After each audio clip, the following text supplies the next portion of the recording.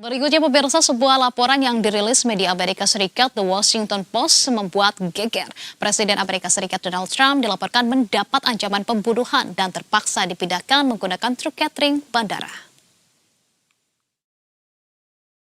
Dalam liputan eksklusifnya yang dikeluarkan pada Senin waktu setempat, The Washington Post melaporkan bahwa Presiden Amerika Serikat Donald Trump diam-diam dipindahkan dari Air Force One menggunakan truk catering bandara sebelum meninggalkan Turki. Hal ini dilakukan karena adanya ancaman pembunuhan kepada Donald Trump yang memaksanya meninggalkan Air Force One dan diungsikan ke pesawat militer rahasia. Kabarnya, ancaman pembunuhan dari Iran. Peristiwa itu terjadi bulan lalu ketika Trump hendak bertolak dari KTT NATO di Ankara, Turki. Awalnya, Trump menggunakan pesawat jet baru pemberian Qatar untuk menuju Ankara dalam rangka menghadiri KTT NATO. Namun, ia secara tak terduga menggunakan Air Force One versi lama saat meninggalkan Turki. Keputusan itu kemudian memunculkan pertanyaan mengenai keamanan pesawat baru itu. Sebab kunjungan ke KTT NATO merupakan perjalanan internasional pertama menggunakan pesawat pemberian Qatar itu. Terkait ancaman pembunuhan itu, Trump mengatakan bahwa ia tidak khawatir dan setiap presiden menghadapi banyak ancaman. Well, it's only up to Secret Service. I just follow what they'd like to do. So I go by Secret Service and the military. They wanted me to go on a different flight, a different plane, equal safety, but they wanted me to do it, so I do it. I do what they say. I guess there was a threat out there. I didn't really ask too much about it. I get a lot of threats. No, not surprised. I have a lot of threats. I have a lot of threats that you don't know about. Any consequential president has a lot of threats. Non-consequential presidents don't get threatened. And I think that I'm maybe the most consequential president. There's nobody who's done more than me in a period of almost 6 years.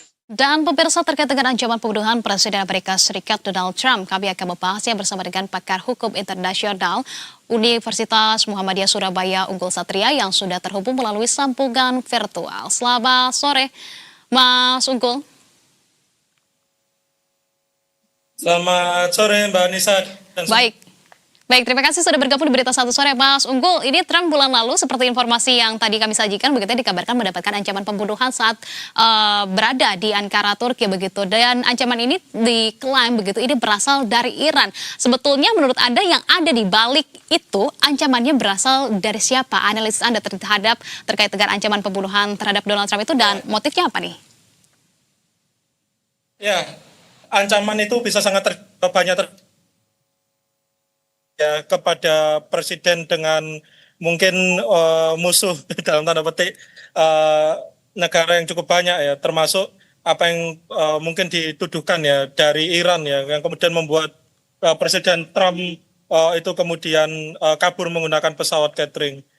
Kalau kita merujuk di dalam Konvensi Jenewa 1961 tentang hubungan diplomatik dan konsuler, memang untuk high mission ya, seperti presiden dalam hal ini Presiden Trump itu kemudian mendapatkan keamanan yang cukup ekstra mengingat posisi dan kerentanannya. Nah, inilah yang sebenarnya harus diketahui dan harus dilindungi ya.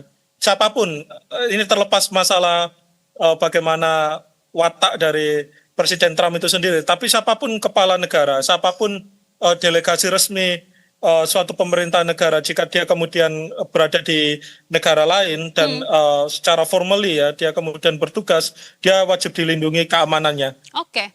Artinya orang nomor satu di Amerika Serikat ini tidak mungkin begitu ya bahwa Air Force One ini dapat disabotase, begitu?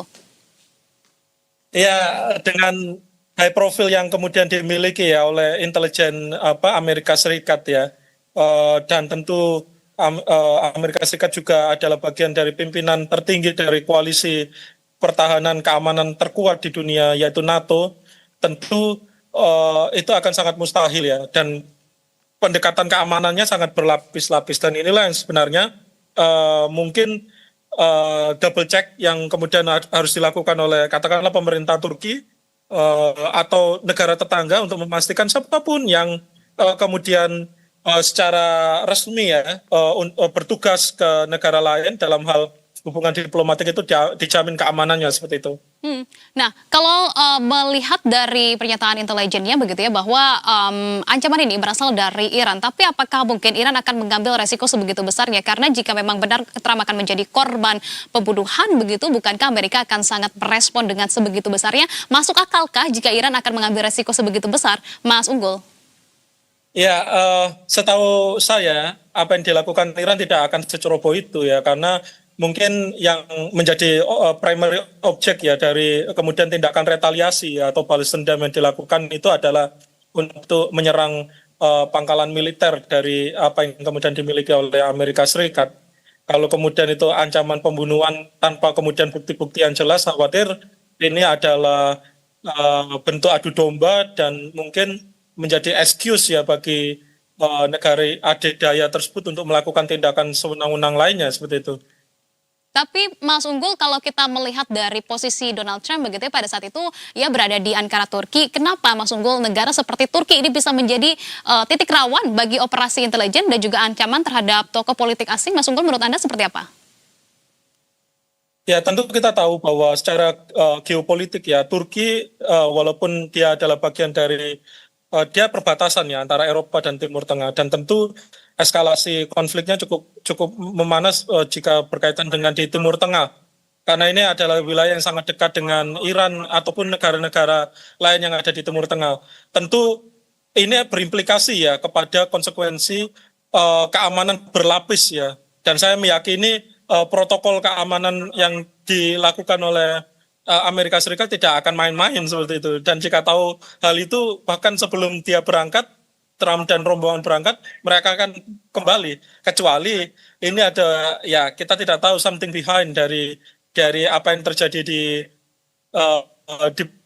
balik niat atau mungkin intention ya dari ancaman itu, atau mungkin isu tentang ancaman tersebut. Ya.